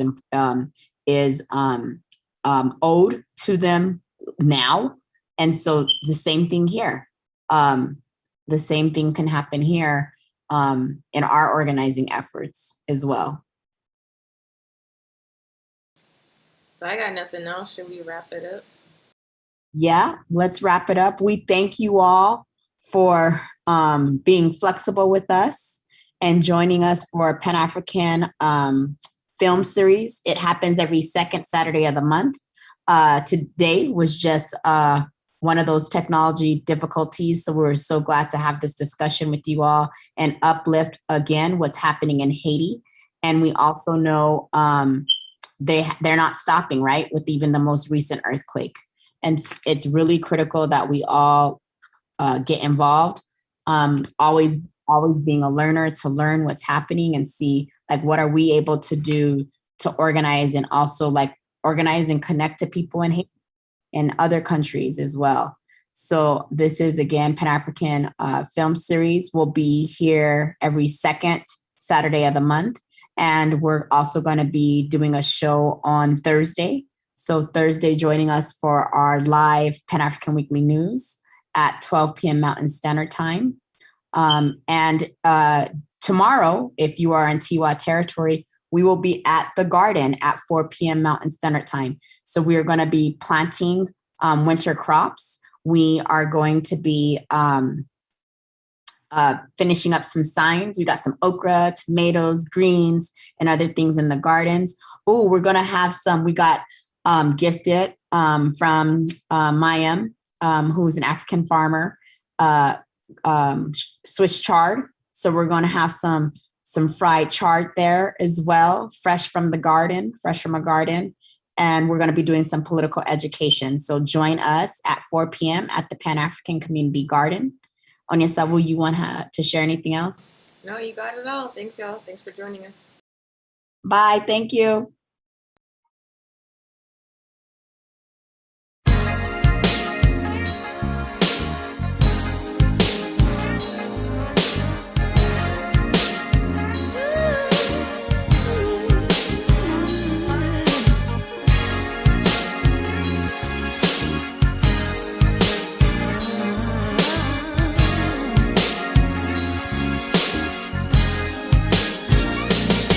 When we stand in the principles and we know where we want to go, we have the power and the will within our souls.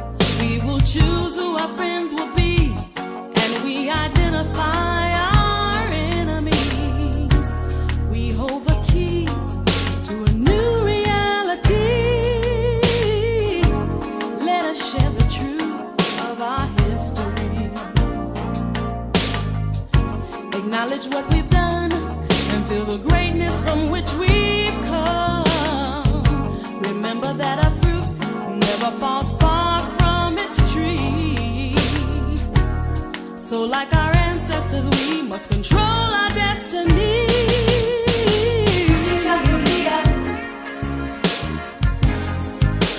Self-determination, self-determination.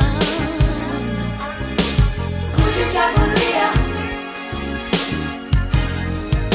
self-determination.